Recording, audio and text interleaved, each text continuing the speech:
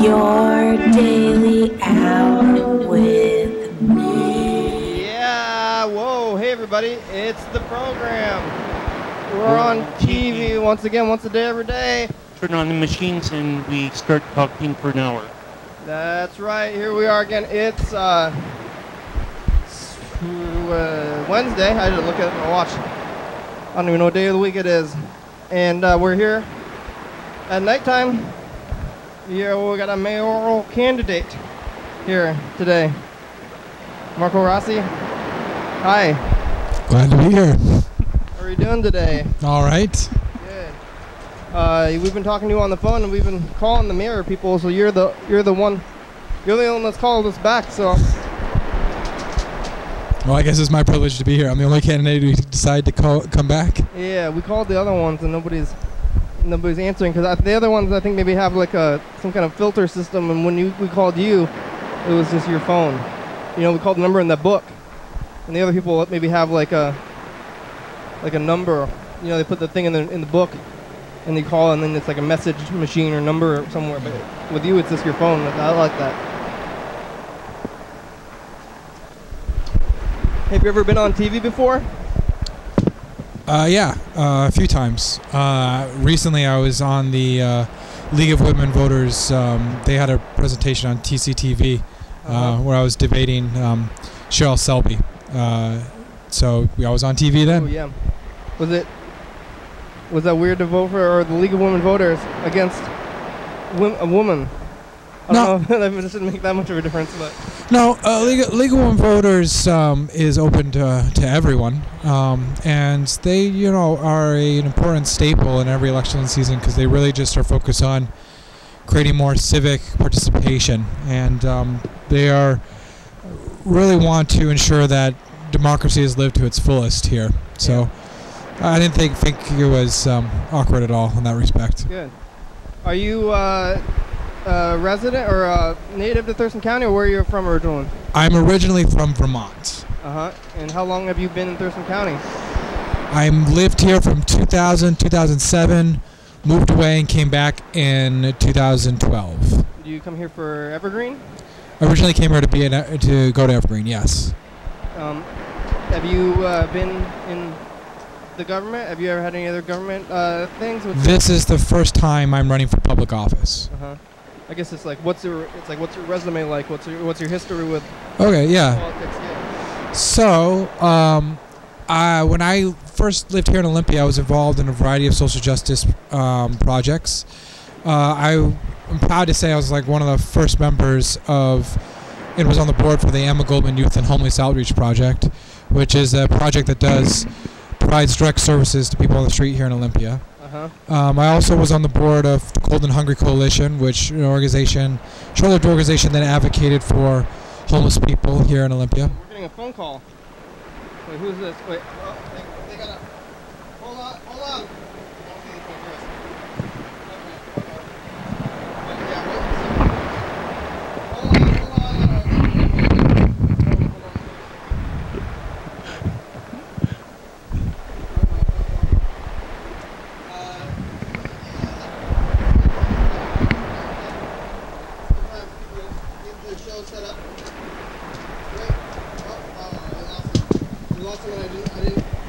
I didn't save their phone number.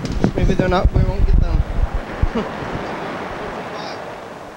Yeah, that's Seattle. So what were you saying? Sorry. And just talking about some of the work I was in. I was also advisory board member to Partners in Prevention Education, which is a great organization that was headed up by this wonderful woman named Rosalinda, that worked with a lot of people, a lot of kids on the street. And I was just involved, with the Olympia Movement Justice of Peace. I was involved with Cop Watch for a while, just a lot of social justice organizations. Is that the caller again? Hello? Hello, can you hear me? Yeah, I can hear you. Hi, who are you? Who is this? It's Kirsten. Oh, Kirsten. Hi, Kirsten. How are you doing today? I really got a call program today. Okay. Wow. Because I saw something really crazy happen to me on the street. Oh yeah, what happened? So Well, I kind of mentioned the first part, but should I say it again? Go ahead.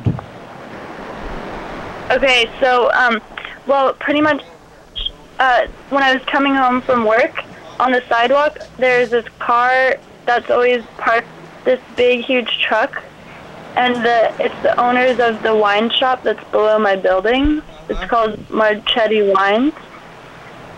And it was parked in the middle of the sidewalk, and so I asked the guy to move the sidewalk because there was a bunch of, move the car out of the sidewalk because there was a bunch of pedestrians and they're all having to walk, like, in the middle of the road.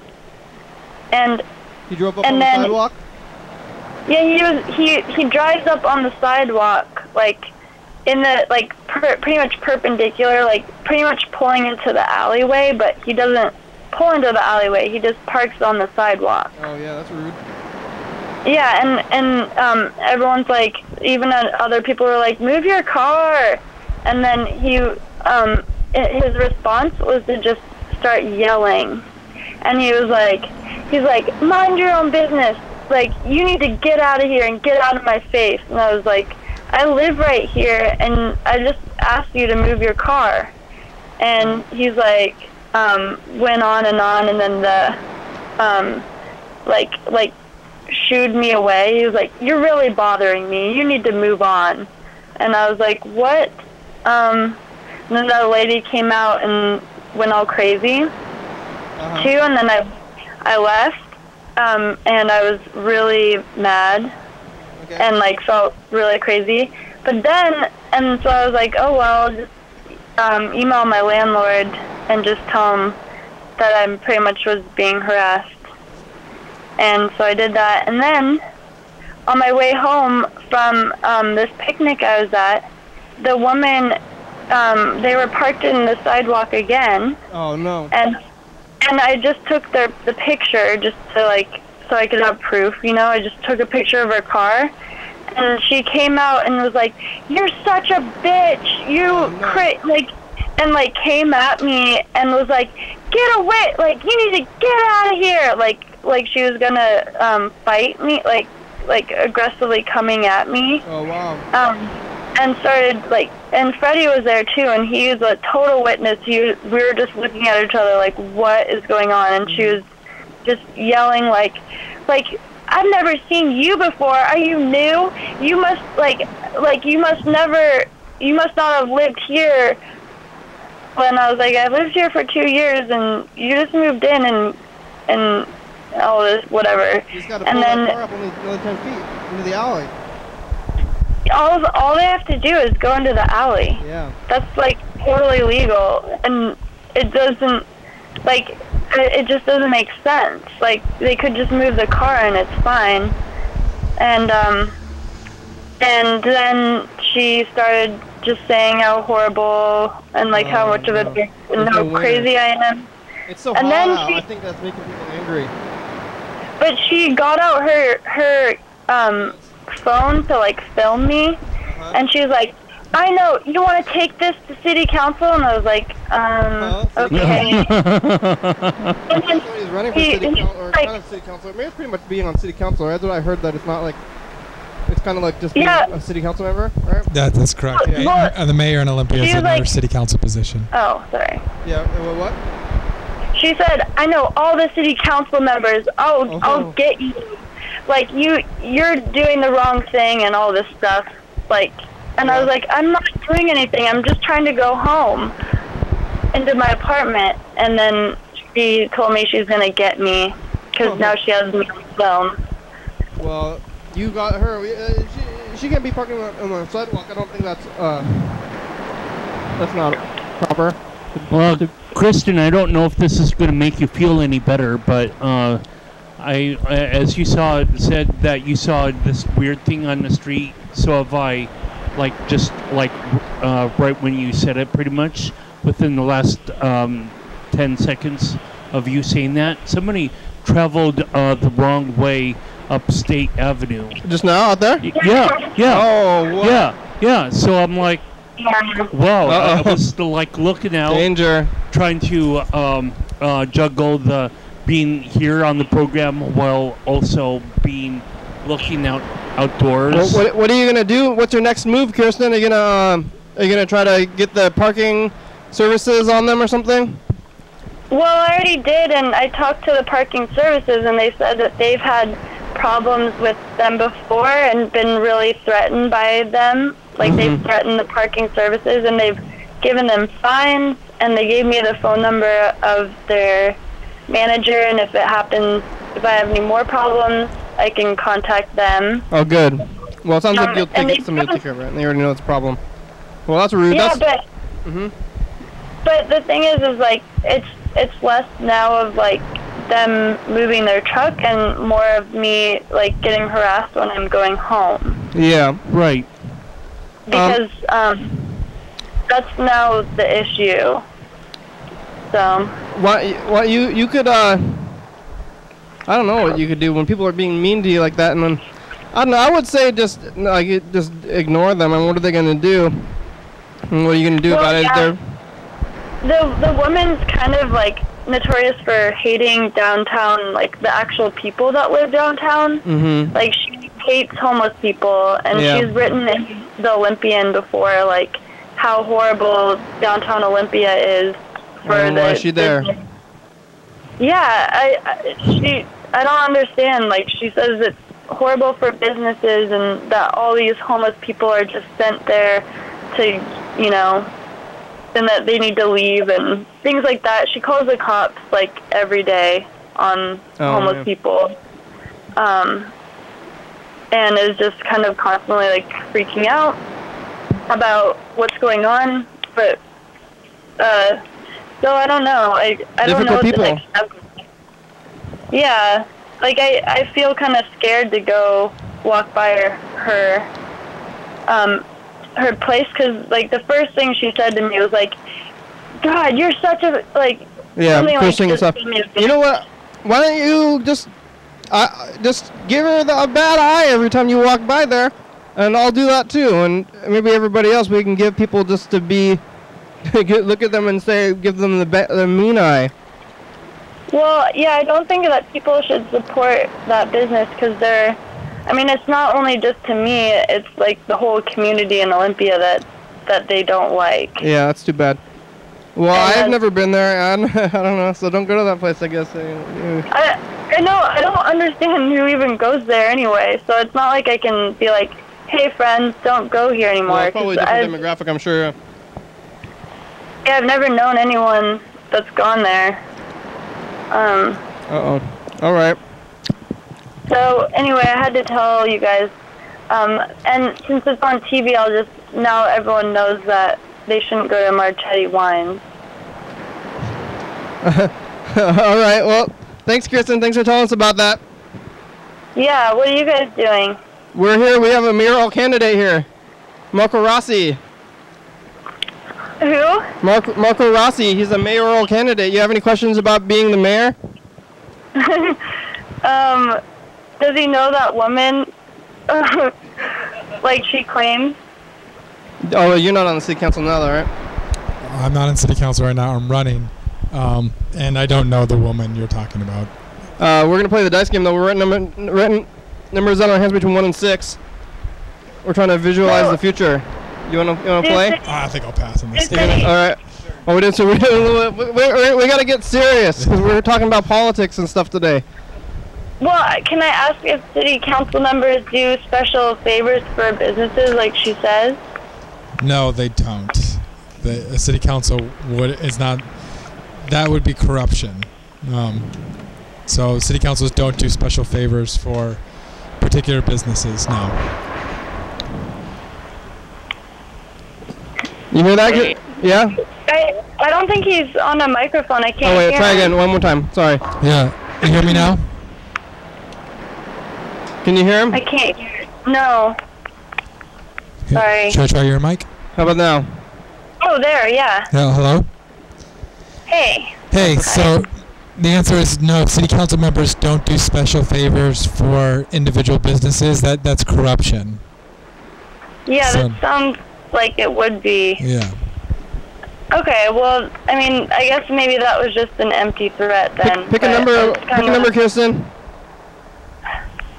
Okay, 3. Nope, 5. All right, thanks, Kirsten. Thank you. You got anything else you want to say?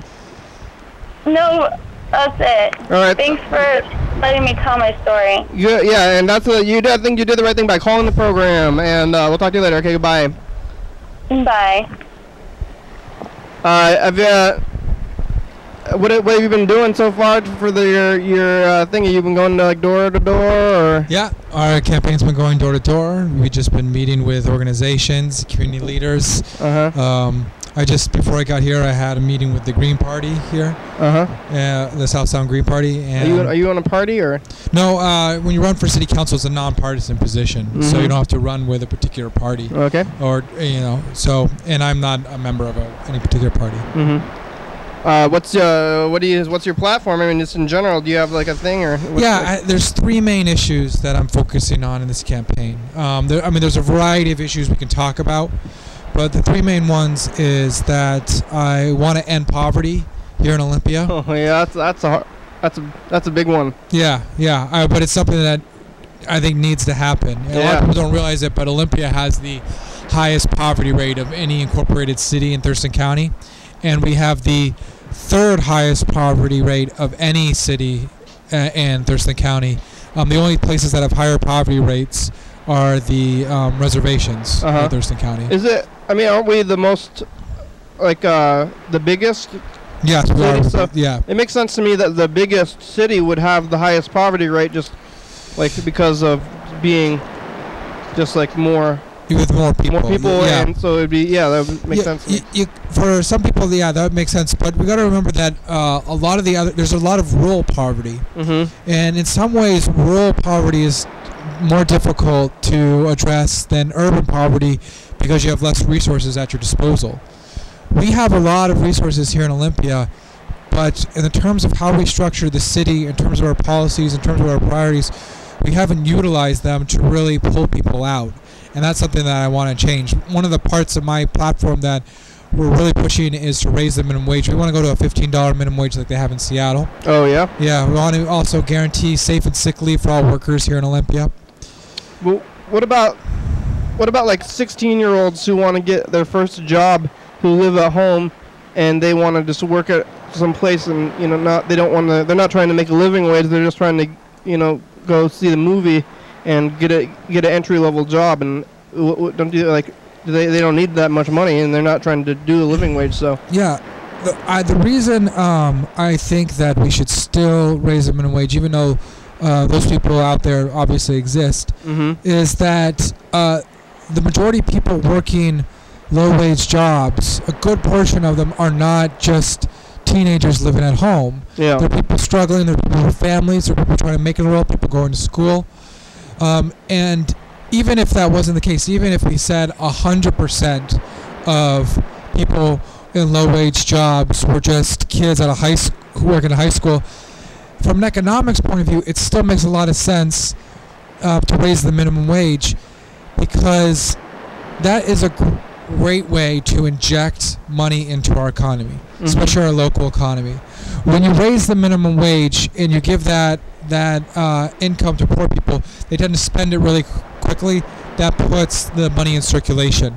That can generate economic growth, which is good for everybody, providing more jobs, creating more opportunities. The structure of the raise the minimum wage that I'm proposing is a multi-tier structure where the large businesses like Target, like Pizza Hut, like a lot of the places that we see next to the mall on the west side, they would have a very short period to raise their wages up to $15, while the businesses in the downtown, the smaller businesses, would have a longer period. I think that's not only equitable, considering the size of different businesses and understanding the struggles that small businesses have to go through to stay afloat, but it makes sense in terms of supporting our small businesses, because when the people who work at the Pizza Huts and McDonald's, when people who work at Target have increased income and they can spend money, they're more likely to spend it downtown, because they don't have they're not wedged into a corner where they have to focus on the cheapest products. Yeah. And always having to buy cheapest products means you're always going to go to the big box stores. But you have a little bit of extra income in your pocket, you can go to Oly Supply. Yeah. You can, go to a restaurant in downtown, and that's good for our local economy. How do you draw the lines between the small and the large businesses? Is it like? Well, it's like you can say that the obvious ones. It's like you're like, oh, big stores and small stores, right? But then, what does that really mean in terms of the specifics of that? We'd have to work out a proposal. Mm-hmm. I mean, there's a variety of ways we can draw the lines. One would be in terms of revenue. Another one in terms of profit margin. A lot of times, the one in Seattle, they drew it in terms of how many people were actually employed at the business. Mm-hmm. We would probably do something similar here in Olympia. Yeah. And then would that be like Olympia city limits? Is that how it works? That'd be the Olympia city limits. Yeah. The county only the council only has authority over what happens in Olympia. So then, like everybody, it's like you work in Lacey, and then you'd be getting still minimum wage, and the people who are like 1-2 blocks away, they would be making like $5 more. Yeah. Well, I think though I think that by Olympia providing the example, by being in the forefront and being a leader, what we can do is we can inspire people in other areas, Lacey, Tumwater, to show that this is something that's good for everybody, and this is something that their city should adopt to. Mm-hmm. Do you know if it's working out in the places where it's happened already? Like I guess SeaTac in Seattle. Yeah. Is there like people that are having to close or anything because they can't afford Seattle, to pay the workers? Both Seattle, SeaTac is kind of a special case because it's kind of an isolated example. Mm-hmm. They don't have a lot of the dynamics that other cities would have to deal with because it's just the airport. I mean, those jobs are not going to go anywhere. They just don't have a lot of the the factors you have to consider. So our example more is Seattle, but also other places like San Francisco, other areas. New York's seen an increase for fast food workers, restaurant workers. Those are really the things we want to focus on to see how we can bring it here to Olympia. Mm-hmm. We haven't seen the sky definitely hasn't fall. We haven't seen economies collapse. We haven't seen businesses close. It seems that people are able to make adjustments, and when they make those adjustments, we find that everyone's better off. So it's something that we should bring here to Olympia. All right. Yeah, that sounds like good. People make more money. What else is there? I mean, I don't even know what's on the board right now. What are they doing at the city council today, or like do they?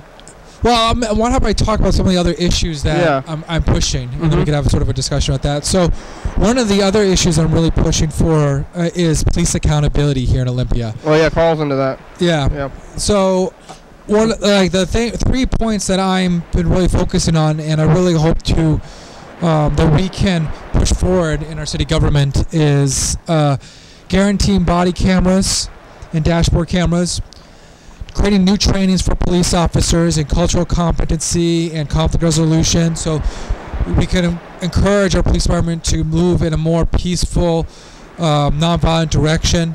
And then finally, a citizens review board, which allows greater citizen oversight into how the police departments are managed and run. I kind of have a question about that. Like, are we more, like, as far as like the average police team, do we have like a good streak of like non-violence for the police? And like we've had a couple of like big incidents recently, but it seems like there's only been a few, and that for the most part they're doing a good job. Is it like our department is maybe different than the other ones, or is there you think that is a problem like overall? To be perfectly fair, Olympia doesn't have the problems in its police department like Seattle does, where we have the Justice Department actually intervening to saying you have to make changes. That type of dramatic intervention hasn't happened in Olympia. We don't want that type of dramatic intervention to happen. We want to take changes before things get really out of control. Mm-hmm. So we don't have a police department they'd have like in Seattle or Chicago, where there was just case after case of police officers actually torturing people. Yeah. But just because we don't have those issues, to that severity doesn't mean we don't have issues. You said you've heard a few incidences. Yeah. For me, a few incidences is still too many. One incident is still too many. Mm-hmm. And when you have things like this, when we have excessive use of force, major issues like this happening, a major event like this happening every few years, it tells me that more fundamental changes needs to happen with our police department. But in addition to that, is that just in terms of addressing poverty, I want to make Olympia the leader. I want other cities to point to Olympia like that's how we need to have police. That's how we need to change our police departments. We need to look what Olympia is doing. They have a strategy which helps reduce crime rates and helps reduce use of force of the police department, because that's really our goal. And it's not enough to say that we don't have enough problem to make these change. We should make these changes because these are good changes to make, and we want to be at the forefront of it. Okay, and that's is that part of the city council? I mean, is that like under the authority of the mayor or city council? Yeah, that's under the authority. I mean, the police department is under the authority of the chief. He works with the city manager, which manage it, and the city manager is hired and operates under the authority of the council. Okay. So if the council creates new ordinances, new policies, there's limitations, but the council can give instructions to the city manager, the police chief of police, to tell them this is how we want policing to happen in this city. And so if people, the police have the cameras on there, you think they're going to be acting differently, or is it going to change anything? Because isn't that like it's like I think what I've said to Carl in the past is that if you have the cameras, then it's going to get them in trouble afterwards. But how is it going to stop things in the first place? Like maybe it'll just be a punishment instead of a thing. We just have to look in research, and there's a few cities that have had cameras. We have research that's been published. It's not just one study, it's not just two studies, there's several studies that come out, and they show when police officers wear body cameras, complaints decrease, and episodes of violence and use of force decrease. Now people say, well, you have a body camera, it means that if I'm committing a crime, you're just going to start entrapping people. No. When you have a situation, a police officer, and you've been arrested, you go to the you go to the trial. It's your word against the police officers, and almost every single time the jury sides with the police officer. If you have a camera there, you have a more objective analysis, perspective of the situation, so you have a greater means to tell your side of the story. Now, you can't say that if you are creating a little illegal activity, that you can get out of that. I mean, you weren't able to get out of that before because the police officer's perspective was one that would always be considered. But this allows sort of a third party's view into that situation. Now, it's not perfect. I want to emphasize, body cameras are not a panacea. They won't fix all the problems. Whatever is viewed on the video camera has to be interpreted. There's always a matter of perspective. There's always other issues. But it's just one more tool in the toolkit. And if we're going to change policing in a fundamental way, we have to see any tool that's proven to be effective, we should be willing to utilize. We can't take dogmatic views about this. We need to be pragmatic, and we need to use whatever thing that demonstrates, which reason and evidence demonstrates, can change the policing, change our relationships for the better. Have there been cities that have done the cameras? Yeah, there's actually a few cities that have done the cameras. There's one in California. There's a few of them. I don't have the research on hand. But if you want, I'm more than happy to give it to you. The Justice Department actually has produced a report that looked into body cameras. This report was a few years ago, so it wasn't have some of the latest research that's come out. But it basically said, with what we know, it seems to have a good effect. We do see decreasing complaints and use of force. So the Justice Department here in the United States is recommending body cameras. I think it's a matter of time until they just become commonplace among all police departments throughout the United States. Yeah. All right. The police stuff. And Carl, you got anything? Carl's involved in the city council. You know him. He goes to the meetings and stuff. Yeah. There's a national organization on police oversight that they're like connected to 200 oversight agencies throughout the United States, and that they have a really interesting graphic like 6 different key points that police oversight would help, like a community, a city, a neighborhood, and so I shared that at City Council at least once, and I know for a fact that the police body cams are not actually.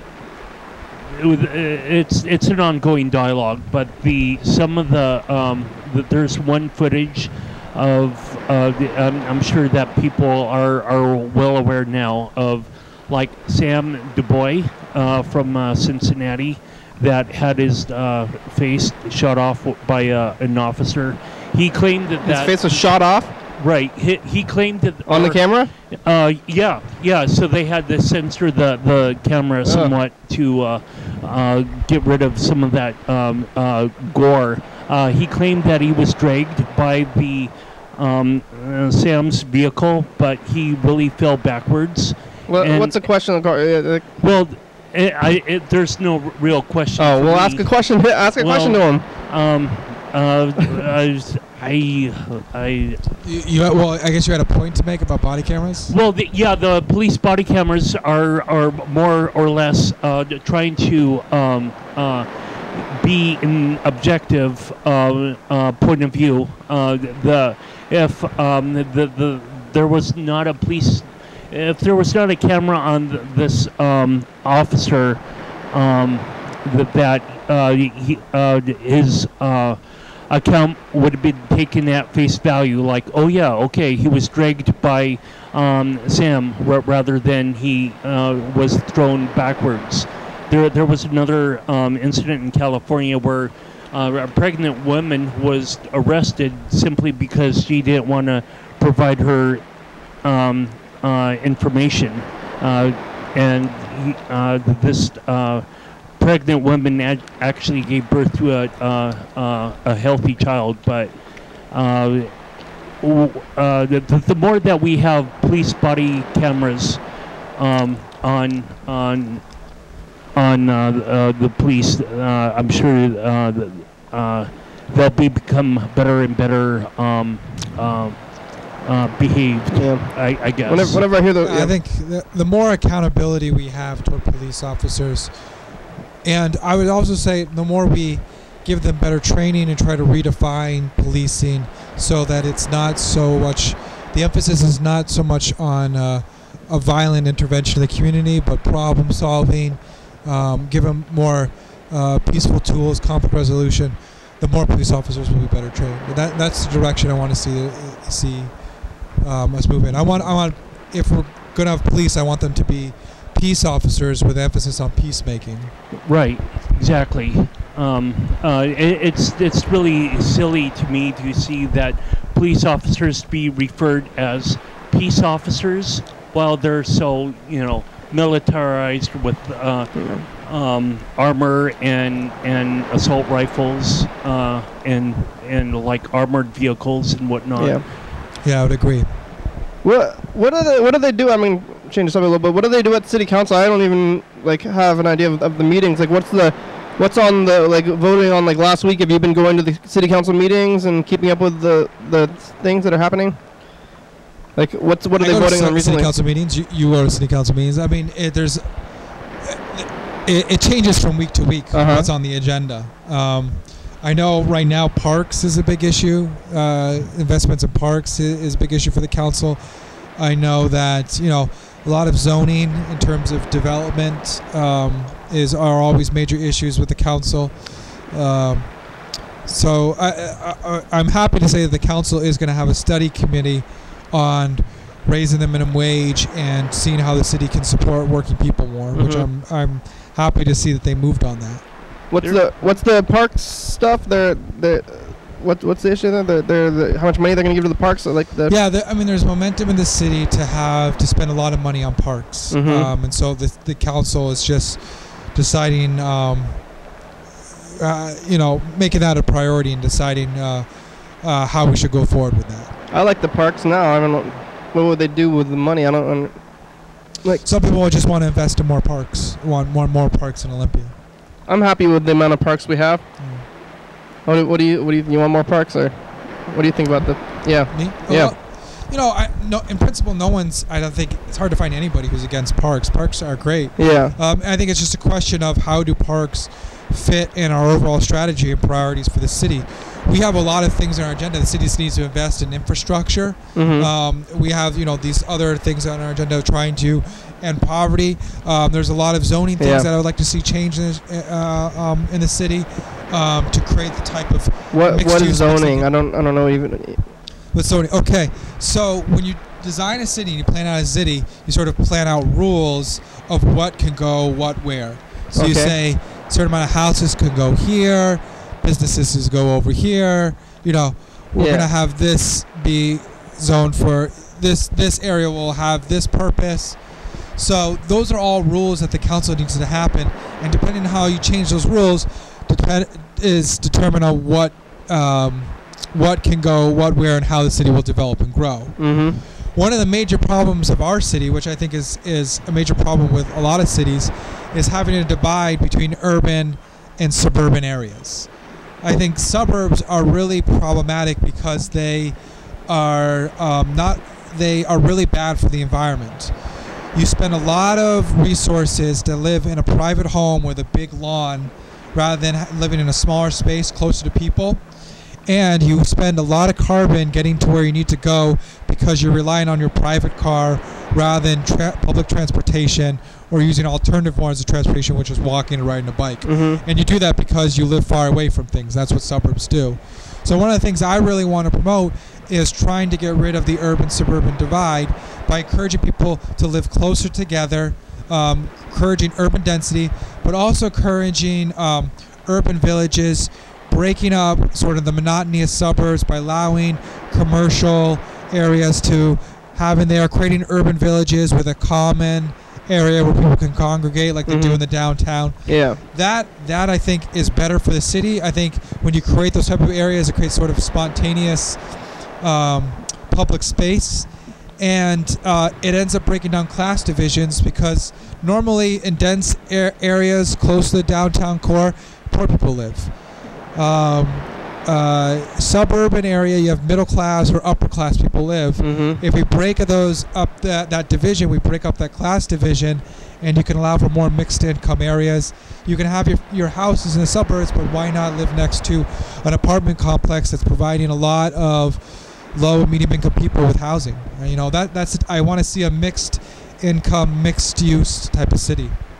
Yeah, appropriate zoning regulations and implementation of parks and whatnot would help to combat urban sprawl. So parks, depending on where you place them, what they do is they could combat urban sprawl. What I would really like to see the city focus on is not just parks, but park equity. For people who live in the suburbs, if you have your own lawn, you basically have a privatized system of your parks. And that's your lawn. That's you walk out of your house and you have your green space for you. For people who live in apartment complexes, which tend to be low-income people, when they open their door, they see concrete. They see a parking lot. You know? So if we're going to talk about where we're going to invest in parks, we should invest it into the people who are living close together, so that they have easy access green space. So we say you've made a sacrifice for density, which is better for the environment, which benefits our city. You've made that sacrifice. So to compensate that sacrifice, we're going to put parks close to you so that you still have easy access to green space because you don't have that lawn when you open up your door. So if they did that, would they open up businesses out there, like maybe like in the far like Boston Harbor zones and stuff? There would be like little shopping centers out there too. We had something we would discuss. We could do that. There is this thing in the city called the Urban Growth Act, which is an area where we've decided in a city where we want to grow, and the purpose of that is to concentrate, make the city more dense, but also so we can conserve the surrounding land, so we can become a more environmentally conscious city. Okay. Living dense also means that we have great opportunities for conservation. So it cuts down on carbon, it makes a more energy efficient living space, and it makes it easier to engage in conservation. Like, I don't want to see development on the wetland area that the city has put aside on the west side. We've put that area aside. We should be focusing on conservation. We know that certain areas there's housing developments, but let's think about, well, we have those housing developments. How can we put some commercial with that housing development, so people don't, if they need to go to the store, they can walk. They don't need to drive their car. Mm-hmm. They need to go shopping. They have that just a few blocks away, and not, you don't have to drive a few miles. That's why they're not spending that money in their gas tank, and they're not contributing to global warming. That makes sense to have the businesses close to where you are, and that's not allowed now. Well, it's kind of complex.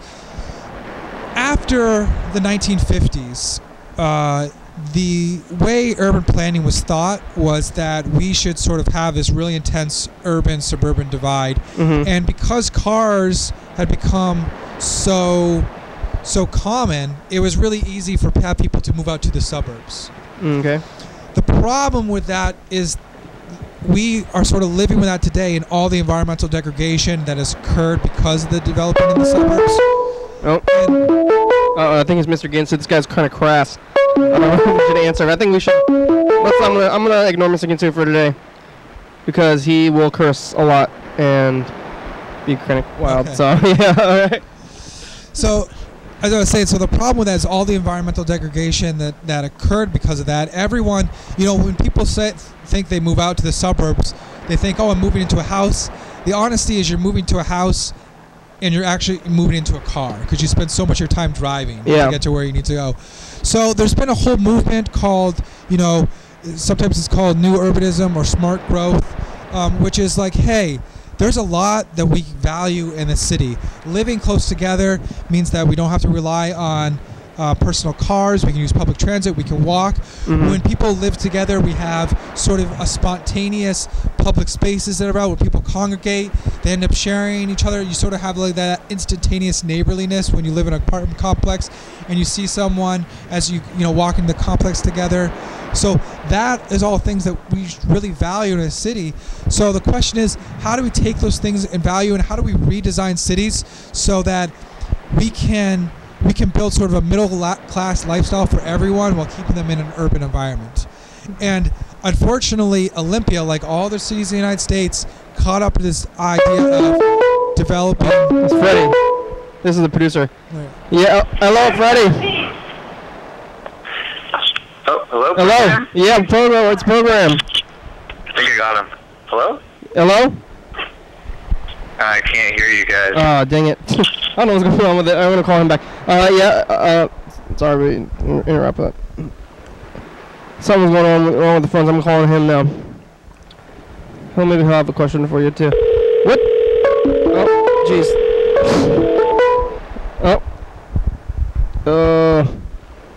Playing phone tag. Yeah, here we go. Okay. We're getting kind of down to it. Only have probably 10 minutes left. Who are the other candidates? Is it like the? Hello? Hey. Hello? Can you hear me? I can hear you now, yeah. Oh, good. We're here with mayoral candidate Marco Rossi. Awesome. Hi, Marco Rossi. For some reason I thought that I had missed the voting of the election. Is that false? Do I still have a chance to vote? You still have a chance to vote. So we have two elections. We have a primary, which whittles it down to two candidates, and then we have a general. I made it past the primary, so the general is coming up. So, wow, yes, I encourage you to vote. I encourage you to invite all your friends to vote. It's always a shame on how low voter turnout is. So it's really important that people participate in this election. Oh, so this is you and what's her name? Sarah Shelby. And so it's just the two of you now. Just the two of us, yeah. Oh. Are you guys both the candidates for the Olympia for All? Yeah, I'm a candidate with Olympia for All, yeah. Yeah, cool. But she's not. She's not. I had a question about just the role of the mayor. I mean, I know I'm calling kind of late in the show, so maybe you already answered this, but I'm kind of fuzzy on what actually most mayors even do. Like, what I know they serve on the city council, but what is like the role of the mayor in city government? You know, a lot of people in Olympia actually are confused and feel uncertain about what the mayor actually does in Olympia. What we have in Olympia is sometimes called, but it's really a misleading phrase of it, but it's referred to as a weak mayor type of government. What it means is that the mayor, in terms of voting power, has no greater power than any of the other city council members. The mayor has some power in terms of setting the agenda for the council, and the mayor, of course, has symbolic power as representing the city. But when it comes to voting on ordinances, voting on passing policies, procedures, things like that, the mayor doesn't have any more authority than any other city council member. Now, in terms of running the city, that is a responsibility of the city manager. And the city manager is an elected position here in Olympia. It's a position that's hired by the city, and the manager just keeps that job like you would any other job until that person decides to leave or they're fired or whatever. But it's a hired position which you keep indefinitely like you would other jobs. Now what... that's interesting. So what I would like to see change in Olympia is move to a more strong mayor's position, which means that we'd keep our council positions, you would elect people, but the mayor would become the city manager position, and you would be able to elect the person who manages the city. So there was some greater accountability in that process and some greater input on the public. And it's more sort of like the relationship between an executive and a legislative branch in our own government, where there's checks and balances in terms of authority, so you can have people like watch each other in terms of how the city is run. In addition to that, which I think is really critical, and I hope there's more conversations about that, is we need to move to a district system of government. Right now, all the city council positions are elected citywide. So the same people tend to be on council, and they all tend to be from rich areas of the city. They all tend to be from wealthier backgrounds, and so we see priorities of the city really reflect those areas.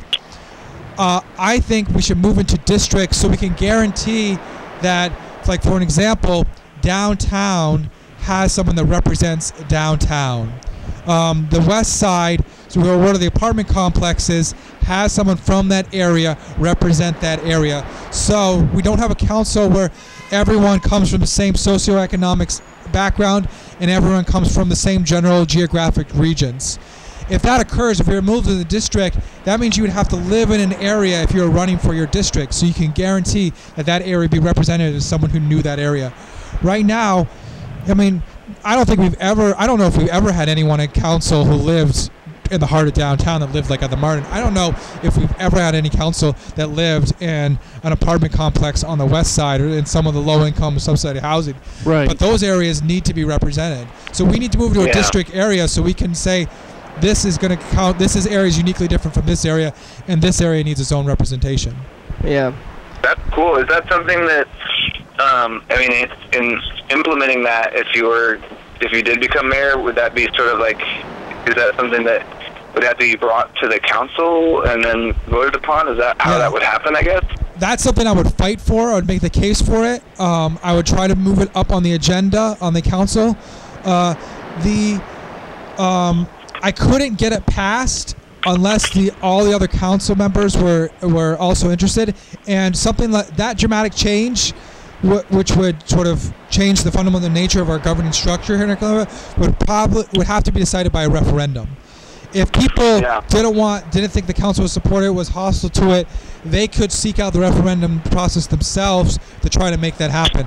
But that's something that needs to happen in Olympia, not just because we've had these inequalities today, but these inequalities are going to exacerbate unless we make these changes. Olympia is planning on growing 20,000 people in the next 20 years.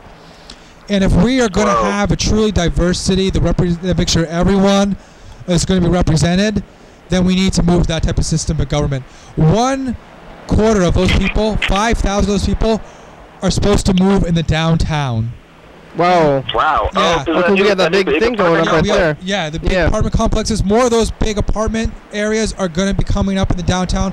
5,000 people are supposed to move in the downtown in the next 20 years. Wow. To think Where are they that, going to park? yeah, that's a big issue we talked about. We have to, one thing I want to do is expand public transit so people are less reliant on cars. Again, it helps with global warming and, makes it more affordable for people. But that's something like we have to consider, and to think that many people are going to live downtown, and those people will never have a seat at the council because wealthier people in other areas can win them in elections over and over and over again. That just seems fundamentally unfair. That seems like a recipe for a lot of discontent in our city, and so we need to move on this now.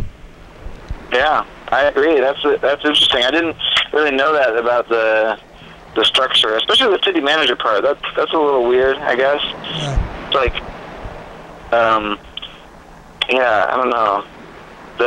I think that people think that they're electing the main guy, when they're electing the mayor. They're like, this is the one who's going to make all the decisions. Why not run for city council then? How come you're going directly to the mayor? Because isn't the mayor often a city council member and then he or she moves up? Well, two reasons. The main one is I started out running as a slate, and we all agreed to take positions, and I took the mayor position to run at, try to coordinate with other people. But the other reason is the city mayor does have some influence in setting the agenda of the council. Mm-hmm. So in terms of the greatest impact you could have in the city, running for the mayor position would have that. I want to say that one of the reasons why I wanted to run for mayor is because Sarah Shelby was running for mayor, and I fundamentally disagree with her on a lot of issues, and I wanted to make sure she was running unopposed originally. Oh, yeah. Oh, wow. So if I wasn't in this race, we weren't really going to have a dissenting view. The only person who was going to run was Prophet Atlantis, who's a perennial candidate, runs every year. He doesn't really campaign, doesn't really discuss. So he's a TCTV person too. Yeah. Yeah. So if I didn't enter this race to bring up his issues, I didn't really think he had a shot. Yeah. What's what do you and Cheryl Shelby? What's your major differences? I think I've been talking to this campaign a lot of people about poverty. Cheryl doesn't take the positions I take on poverty. She is out there waving the flag saying that we need to raise the minimum wage, get $15 minimum wage. We need to start pulling people out of poverty. I haven't heard her talk to anybody about the issue of the urban-suburban divide and trying to move the city in a direction where we eliminate that divide. I've never heard her talk about issues of police accountability. Right now, as a city council member, she's already on the council. She could be the voice for police accountability, saying we want to move this forward. She's in a position to do that. She's not taking that position. And I've never heard her say about fundamentally reconsidering the democratic structure of our city, wanting to move to a more representative, more accountable city structure. Well, these aren't on her. These aren't the issues that she's speaking to, but I think these are the issues for Olympia. Are there any issues that you are both talking about that you have opposing views on? Or because it sounds like there's issues that you're talking about that she's not talking about. Are there any ones that you have the same issue but you disagree on it? Or is it a case where you're both like pretty separate, and it's like she's focusing on issues and you're focusing on the issues, and they're not. I think we really disagree on raising the minimum wage here in Olympia. Yeah, I think we really disagree on how to deal with homelessness in Olympia. My strategy for dealing with homelessness is we want to concentrate services where homeless people are. That's the easiest and quickest way to get them off the street. I think we need to have low barrier shelters. What's a low barrier shelter? So when you have a shelter system, usually they have certain requirements to prevent people from entering. The problem is that you have sort of like that ends up making it so that often the people who are most desperate on the street can't get services. So for an example, if you have some really intense mental health issues that cause you to act out, you may get kicked out of a lot of shelters. If you have substance abuse issues and you're an alcoholic, you may not be able to access certain shelters. Recorder? If you have a criminal record, you may not be able to access certain shelters. So we need a shelter that says, look, we are prepared to deal with your issues. We have the staffing, we have the resources to do that.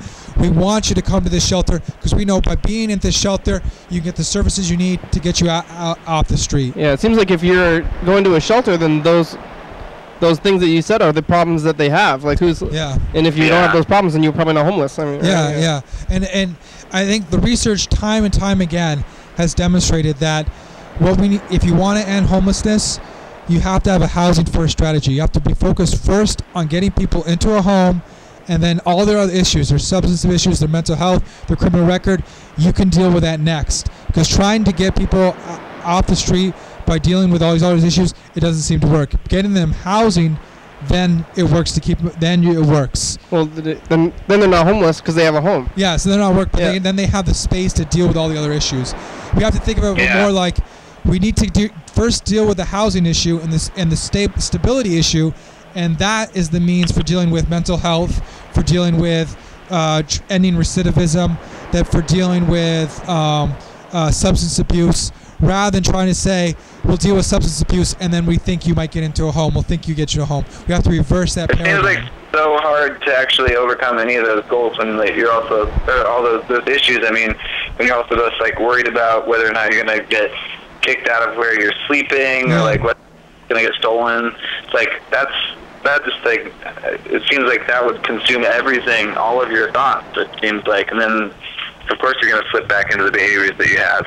Yes, exactly. That's what you see time and time again. That's why we need a housing first strategy. We need low barrier shelters. We need to have sort of a slick pipeline to get people off the street and into homes. And that means that every single part of that process, the shelter system, the social service system, the housing system, if you're a tenant, you need extra protection so we can guarantee that you won't get evicted. Every single part of that pipeline needs to be functioning so that we can protect people. So do we have the city is paying for homeless shelters right now, or is that, because that seems like maybe that's not No, a lot of the social services and shelters in here, what they do is they get funding from the county to operate. The city can work with the county to show that this is a priority, and as an elected official, I would of course do that. The city can also, through humanitarian and through certain programs, zone shelters in certain areas, buy up buildings, and then lease it out to a agency that they know is doing good work to house people for like $1. Do that type of thing. So the city should pursue all those areas. We don't need to do that stuff. It's the end of the show though. We only have a minute left. Do you have anything that you want to close with here? Because I want to close with just how important it is for people to vote. The system fails because we don't engage. We don't fight for what we believe in. We have to fight for what we believe in every point. Being in the street, telling our friends, but also in the ballot box. So it's really essential that you vote, that you register to vote, and that you are part of sort of what we refer to as social movement politics. So we take this to elections and beyond. All right. Thanks, Freddie. Thanks. Who else are we talking to? Anybody else? Kirsten. Thanks, Carl, for being here today. Yeah, you're welcome. Thanks so much for all your comments, Mr. Rossi. It's really we're gonna try to get try to call Sarah Shelby. We'll see if she'll call us back. We should try to call her again. No. We gotta skip all that stuff. Oops. We're gonna vote this time. I'm gonna make sure I don't miss it. And last time I tried to vote, they sent me back my thing. They said my signature was all messed up, and then it discouraged me. And I gotta get like figure that out or something. I don't want to go into the place really, but there it is. Yeah, look, I want to go into the voting. I did that last. I like the booth. TCTV. A couple years ago, and that's the best way to go. YDHWM.com. Check it out on the website. 360-836-4384. Thank you. Crew, you guys want to be on the crew? I'll do anything, Ken, if you want, though. Deborah, Elizabeth, Icarus, Merritt, Ursula, Vince, Alpha, Ziegler, UFO, FBI, thank you. TCTV. Yeah, Cristobal LaBebe, Jordan E, fabulous. Thurston County, Washington State, USA, thank you. Viewers only. Hell yeah, dog. Woof woof. What is that noise? It's probably fun. Coming up on the next episode of the program. Your daily hour with Yeah, hey everybody, it's a commercial. Yeah. Where are we? Oh shit. That's where man. traffic is over What there. the hell? But we're over here looking at the Yeah. traffic. We're on tonight at 11:30. We talked to Mr. Ginsu, or we don't talk when we hear his messages. We call McDonald's. We're doing a regular. It's happening. We're on every night at 11:30 and 2 a.m. and 2.